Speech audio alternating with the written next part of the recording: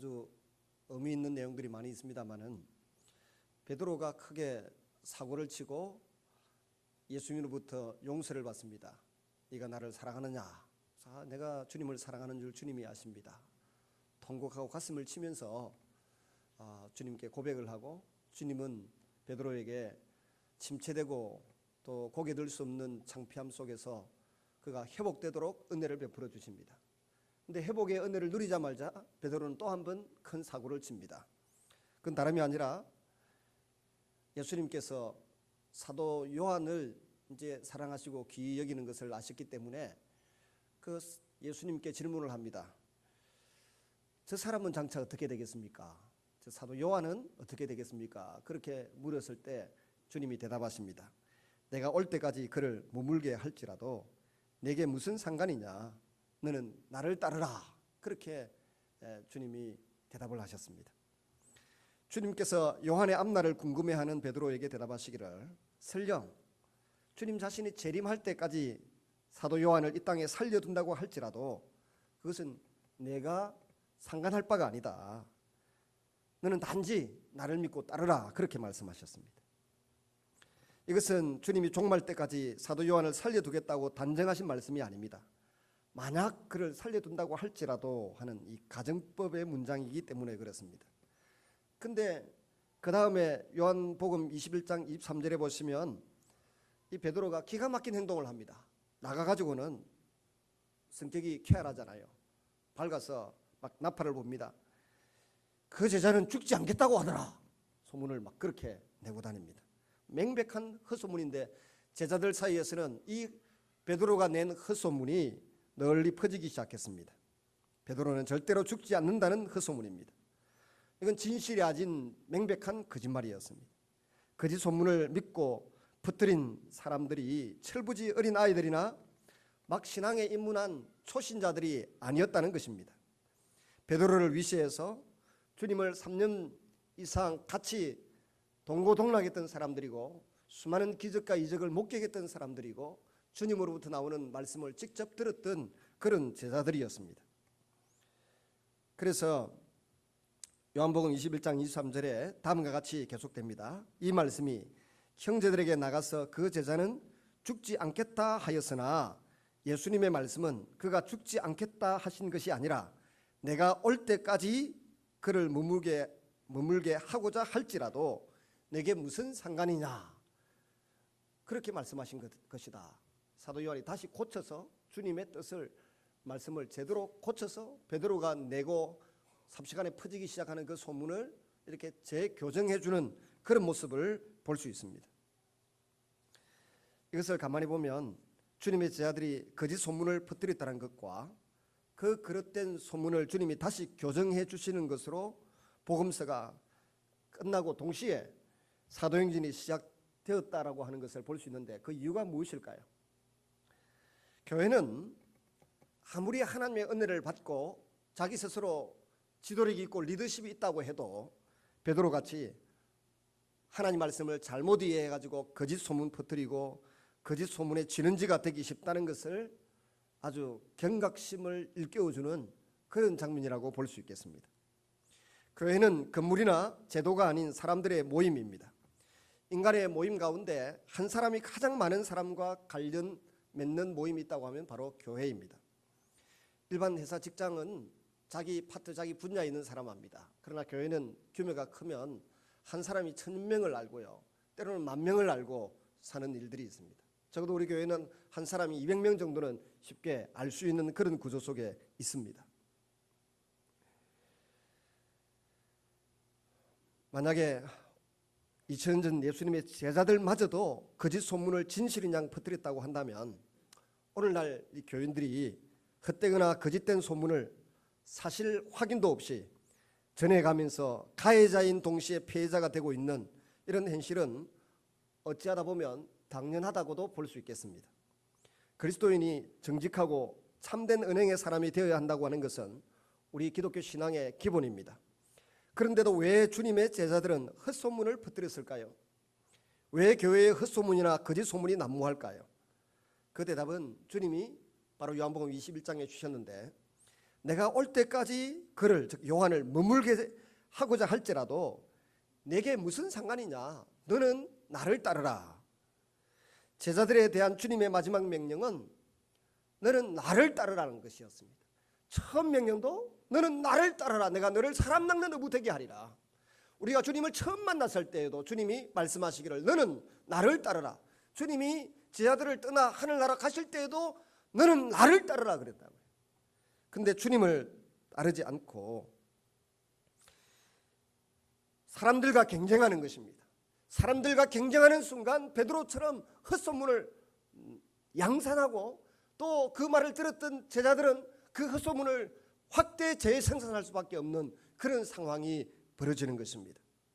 길이요 진리요 생명이신 주님을, 인간을 사랑하기 위해서 당신 자신을 십자가의 제물로 내어놓으신 이 예수 그리스도를 따르라는 것입니다. 예수 그리스도의 마음과 정신을, 삶의 목적을, 삶의 방식을 따르라는 것입니다. 여기서 우리는 왜 제자들이 그토록 허무맹랑한 헛소문을 퍼뜨리는지 알게 됩니다.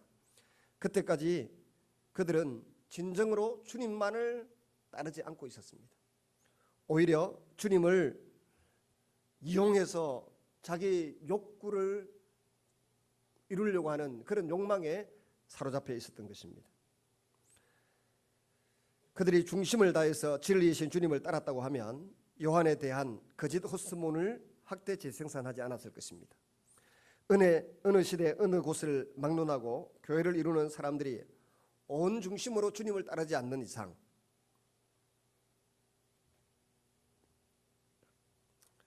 교회는 반드시 헛되고 거짓 소문이 난무한다는 아주 추한 인간의 집단으로 전락하고 만다는 것이 이 사복음서의 끝부분과 사도행전의 첫 장이 주는 교훈입니다. 우리가 참된 교회가 되기를 바란다면 결코 소홀히 여겨서는 안 될 교훈입니다. 사람들을 바라보면서 경쟁하거나 시기하거나 질투하거나 부러워하는 것보다 정말 우리가 바라보아야 될 것은 처음부터 끝까지 주님을 온전히 따르기 위하여 나 자신을 주님 앞에 드리고 시간을 나름대로 잘 관리하고 마음과 생각을 잘 컨트롤해서 나아가는 그런 주의 백성들이 되시기를 바랍니다. 그럼 온전히 주님을 따른다고 하는 것이 구체적으로 무엇을 의미하는 것이 되겠습니까? 오늘 우리가 읽었던 본문 바로 앞부분, 지난주에 보았던 거기에 때와 시기는 아버지께서 자기의 권한에 두셨으니 너희가 알 바 아니요 오직 성령이 너희에게 임하시면 너희가 권능을 받고 예루살렘과 온 유대와 사마리아와 땅까지 이르러 내 증인이 되리라 그랬습니다. 여기 되리라고 하는 말은 헬라어로 에세스데라고 하는 동사인데 이건 에이미라고 하는 그 동사의 미래행이면서 명령형입니다. 영어를 좀 아시는 분들 같으면 에이미는 비동사예요. 비동사. 이 비동사가 미래형으로 바뀌면서 에스데네로 바뀌었는데요. 에스스데로 바뀌었는데 근데 이게 미래형이면서 또한 동시에 명령형입니다. 주님의 증인이 될 것이라고 하는 예언이면서 동시에 반드시 주님의 증인이 되라고 하는 명령형의 이야기라는 것입니다. 그래서 요한의 미래가 궁금해서 안달이 난 베드로에게 주님은 나를 따르라고 분부하셨습니다. 주님을 따른다고 하는 것은 결코 추상적인 개념을 의미하지 않습니다. 그것은 주님의 명령을 쫓아 구체적으로 주님의 증인이 되는 것입니다. 아무나 증인이 되는 것이 아닙니다. 증인은 증인으로서의 자격이 있어야 됩니다. 법률 용어로 증인이 되려고 하면 세 가지 조건이 충족되어야 합니다. 첫째, 반드시 보고 들은 것이 있어야 합니다. 필요한 것을 보고 들은 것이 없다고 하면 애당초 증인이 될 자격이 없습니다. 거짓 증인이 될 수밖에 없죠. 둘째는 반드시 재판석상에 혹은 검찰에 출두하라고 하는 그 출두 요구서에 응해야 합니다. 응하지 않을 때에 구인장 이런 것이 발부되기도 하죠. 셋째는 증인은 반드시 진실만을 이야기해야 합니다. 거짓 증인을 할 경우 위정죄로 처벌을 받게 됩니다. 우리 예수님께서 우리에게 당신의 증인이 되라고 하신 것은 바로 이런 의미입니다. 우리는 우리를 사랑하시어서 우리를 위해서 십자가의 제물로 돌아가시고 죽은 자 가운데서 다시 살아나신 주님을 보고 듣고 만진 바 된 증인들이었습니다. 우리는 매일 우리의 땅끝에서 주님의 증인으로 출두해야 됩니다. 그리고 그곳에서 주님의 증인으로 증언해야 합니다. 세상 법정의 증인과 주님의 증인된 우리의 차이점은, 세상의 증인은 말로만 증인과 주님의 증인된 우리의 차이점은, 세상은 말로만 증언하면 되는데 우리의 증언은 삶으로, 행동으로 드러나야 된다고 하는데 그 차이점이 있습니다. 주님께서 보여주신 생명과 사랑을 우리의 땅끝, 곧 우리 곁에 이웃의 사람들에게 삶으로 증언할 수 있어야 된다는 것입니다. 그런데 삶이 엉망인 선교사, 성직자, 평신도들이 너무 많습니다. 오늘날도 외국에 나가 있는 선교사들이 정말 머리 아프게 하는 일들을 많이 저지르고 옵니다. 그런데 과거에 우리 한국 땅에 온 선교사들 중에도 그런 선교사들이 있었습니다.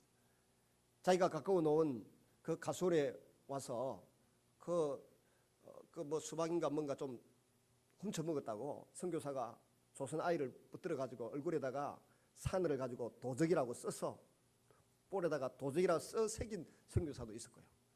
근데 외국에 나서 오늘날 우리 한국의 선교사들 가운데도 그런 못된 짓을 하는 사람은 없겠지만, 야간 그 선교사들의 내밀한 사정을 이렇게 들어보면 참 속썩이는 분들이 종종 있는 것을 보게 됩니다.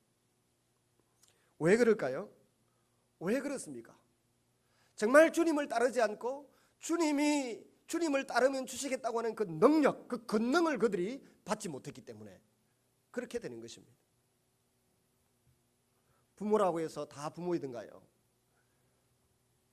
학교에서 가르친다고 해서 다 훌륭한 선생님이든가요? 강단에 선다고 해서 다 성도들에게 행복을 주는, 또 하나님의 마음에 시원케 해드리는 그런 목회자이든가요? 그렇지 않는 경우가 너무 많다는 것입니다. 저도 저 자신을 돌아보면서 가끔 한 대씩 망치로 주님이 머리를 내리쳐도 치는 것을 느낍니다. 제가 불과 한 달 전인 같은데요, 여성이면 답니까? 뭐 이런 식으로 물었던 적이 있습니다. 대단히 죄송하게 생각합니다. 여성은 여성으로서의 특별한 하나님의 그 보호와 하나님의 섭리가 있다고 하는 것을 최근에서야 깨달았습니다. 남성은 남성성이 있고 여성은 여성성이 있습니다. 하나님이 이 땅에 보내놓으실 때 특별한 목적과 계획을 가지고 연약하게, 때로는 강하게, 또 강해 보여도 속은 연약하고 약해 보여도 속은 아주 강건한 여성성이 있고 남성성이 있다고 하는 것을 성경을 통해서 뒤늦게 깨닫게 되었습니다. 하나님 말씀으로 우리의 사고나 가치 판단의 기준을 하나하나 재점검하지 않는 이상 우리는 늘 어디서나 쓸데없이 말하고 상처 주고 받고 사는 연약한 인생들일 수밖에 없다고 하는 것을 깨닫고 가슴을 칩니다. 여러분, 오늘 본문에 우리가 정말 제대로 된 직분자, 제대로 된 하나님의 자녀로서 살아갈 수 있도록 하는 데 필요한 가장 중요한 말씀 하나를 주님이 우리에게 전해주셨습니다. 오죽하면 너희는 예루살렘을 떠나지 말고 위로부터 능력을 들이밀 때까지 머물러서 기다리라고 하셨던 그 주님의 말씀, 그것이 조금 더 확대되고 선명하게 드러나고 있는데, 오직 성령이 너희에게 임하시면 너희가 권능을 받고 예루살렘과 온 유대와 사마리아와 땅까지 이르러 내 증인이 되리라 그랬습니다. 이 말씀은 제자들이 주님의 증인이 될 것이라고 하는 예언임과 더불어서 반드시 주님의 증인이 되라고 하는 명령입니다. 그런데 예수님께서 제자들에게 무작정 주님의 증인이 되라고 하신 것은 아닙니다. 거기에는 대전제가 있습니다. 성령님의 권능 속에서 주님의 증인이 될 수 있는 것입니다. 우리가 들고 있는 성경에는 오직 성령이 너희에게 임하시면으로 번역되어 있습니다. 오직이 성령님하고 연결되어 있는 것처럼 보입니다. 그런데 헬라어, 원래 이 성경을 썼던 의사 누가, 또 성령님이 감동을 주셨던 그 의사 누가는 헬라어 원문에 보면 그렇게 되어 있지 않고 오직이 권능과 연결되어 있습니다. 성령이 임하시면 오직 권능을 받고 이렇게 되어 있다는 것입니다. 오직 성령이 너희에게 임하시면이가 아니고 성령이 너희에게 임하시면 오직 권능을 받고, 따라하겠습니다. 성령이 너희에게 임하시면 오직 권능을 받고 주님의 증인이 될 수 있다는 그런 말입니다. 바꾸어 말해서 그 권능을 받지 않고는 주님의 증인으로 살아갈 수가 없다는 것입니다. 그리스도인이 성령 안에서 받을 권능이라고 하는 것은 구체적으로 뭘까요? 권능을 헬라어로 번역하면 디나미스, 두나미스 이렇게 부르는데 능력이라는 뜻입니다. 여기에서 다이너마이트라고 하는 그런 폭발물의 용어가 나왔습니다. 능력을 의미하는데 성경에서 주로 주님의 능력과 관련하여 쓰인 단어입니다. 주님의 증인이 되기 위해서는 필요한 능력을 받아야 합니다. 병을 고치고 귀신을 내쫓고 담대히 복음을 전하는 가시적인 능력으로 이해하는 경향이 있습니다만, 그러나 주님께서 말씀하신 이 권능은 좀 더 본질적인 능력입니다. 우리는 그 능력의 참된 의미를 주님에게서 찾을 수 있습니다. 그 능력의 참된 의미를 선지자들 속에서도 찾을 수 있습니다. 이사야나 예레미야가 병을 고쳤다거나 기적을 행했다거나 귀신을 쫓아내었다거나 한 번도 한 적이 없습니다. 오직 하나님 말씀만 그들에게 전했습니다.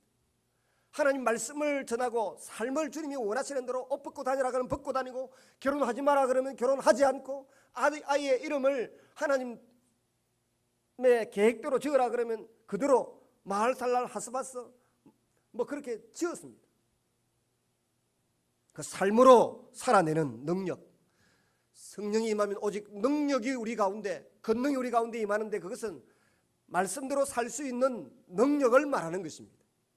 그 가운데 물론 지휘 은사도 있고 귀신을 쫓아내기도 하는 그런 은사도 있고 방언을 말하고 또 지혜와 지식의 말씀에 은사를 받는 것도 있습니다만은, 기본적으로 이 권능은 하나님의 말씀을 그대로 살아내는 헌신된 능력을 말한다고 하는 것을 잊지 말아야 할 것입니다. 예수님께서 자신의 공생애를 시작하실 때에 제일 먼저 하신 일이 무엇입니까? 주님이 제일 먼저 하신 일은 요단강에서 세례 요한에게서 세례를 받는 것이었습니다.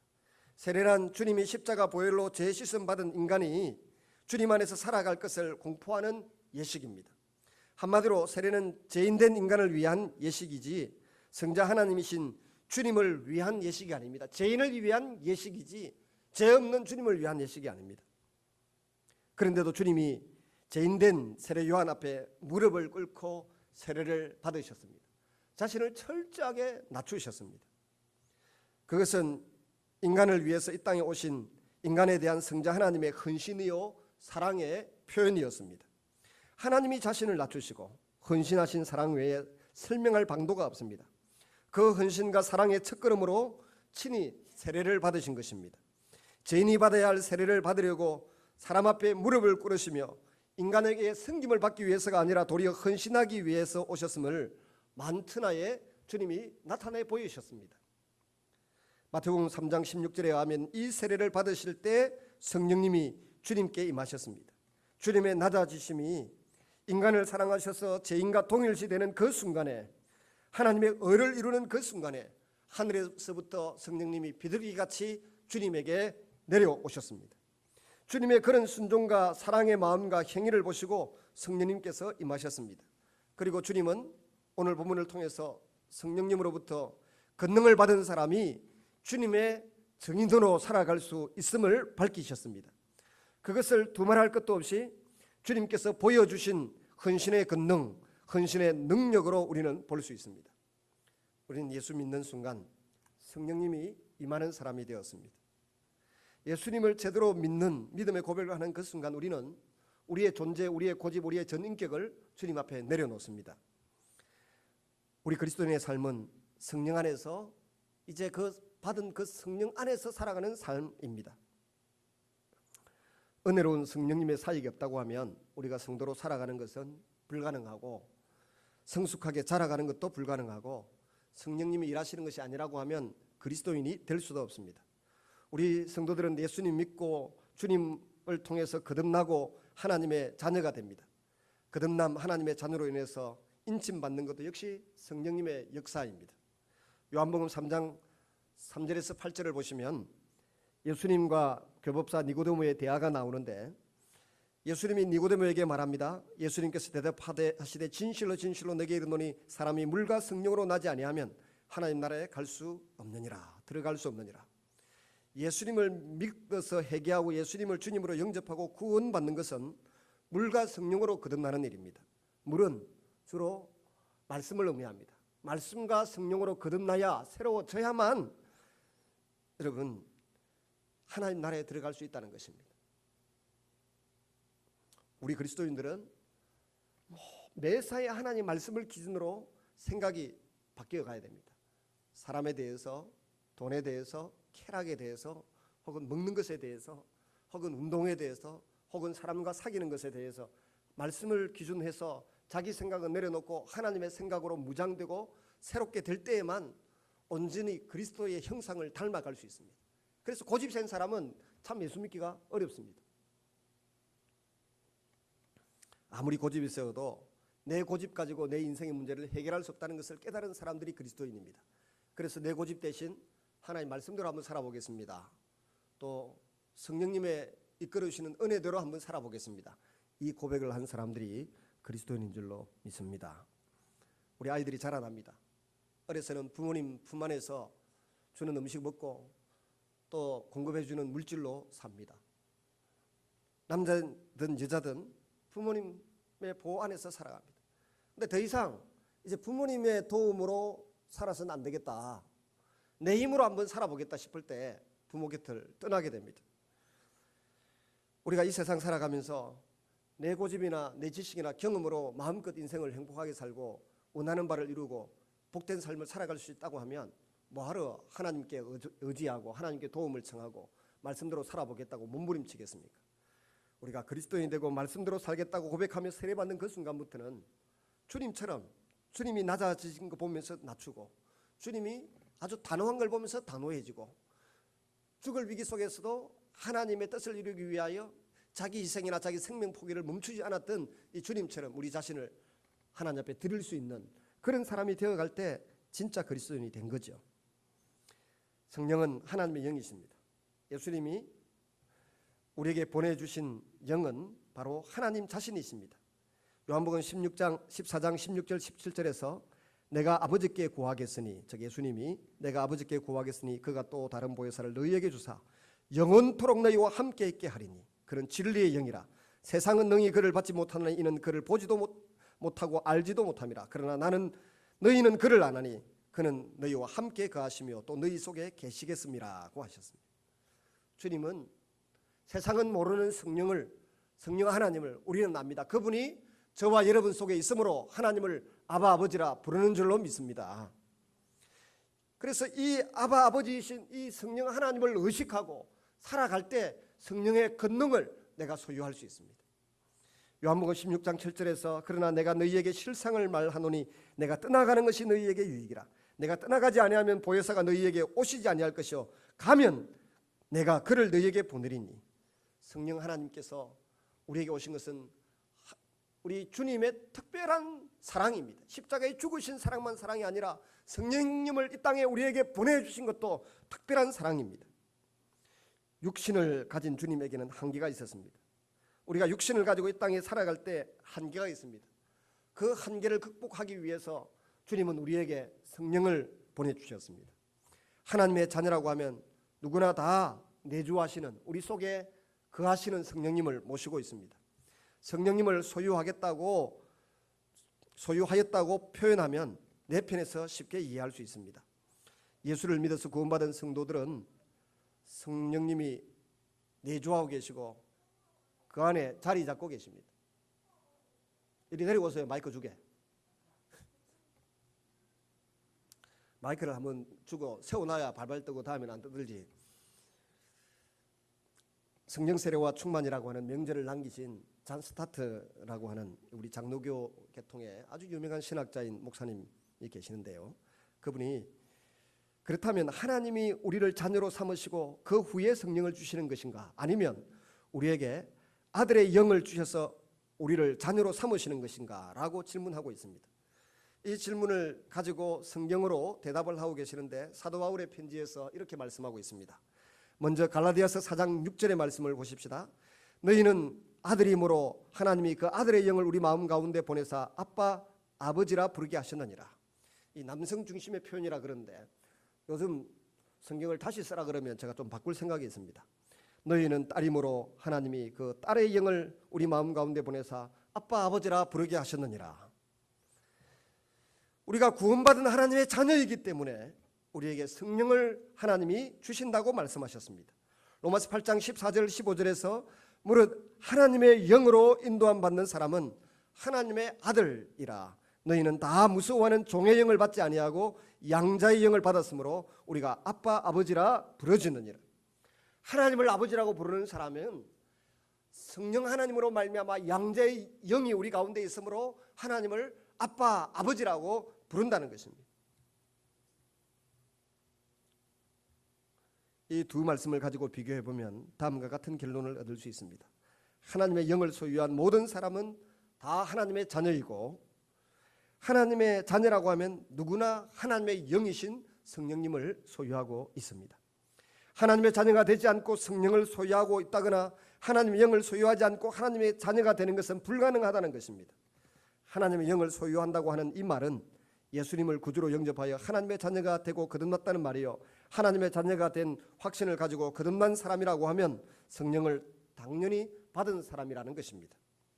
오늘 로마서 8장에서는 정말 중요한 사실을 우리에게 말씀하시는데, 로마서 8장 9절에 보시면 만일 너희 속에 하나님의 영이 거하시면 너희가 육신에 있지 않고 영에 있나니 누구든지 그리스도의 영이 없으면 그리스도의 사람이 아니라고 하셨습니다.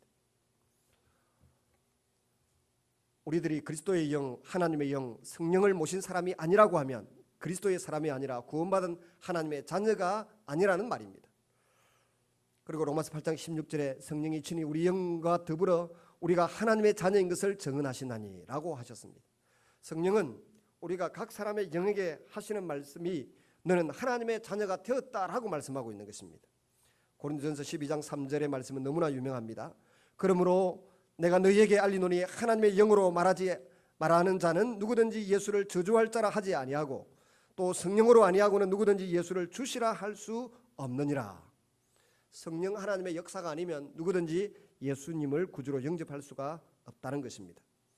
우리는 성령의 사람으로 살아가고 있습니다. 성령의 사람이란 말이 참 좋은 말입니다. 영을 따르는 사람이요, 영적인 사람이요, 영에 사로잡힌 사람이라는 것입니다. 그런데 이 성령님을 의식하고 이 성령님의 도움을 받으면서 살아갈 생각을 해야 되는데, 많은 사람들이 자기 속에 있는 이 성령님의 음성을 듣거나 성령님의 도움을 받겠다고 생각하지 않고 자꾸 이 머리를 굴립니다. 머리를 굴려서 일생을 손해보고 일생을 무기력하게 살고 일생을 불행한 감정 속에 살아가면서도 이 자기 생각과 자기 영과 자기 감정을 의지하고 살려고 하는 어리석은 모습을 보이고 있습니다. 말씀을 맺습니다. 말씀을 맺는다는 말을 하지 마라 그러더라고. 그래 놓고 15분 한다고.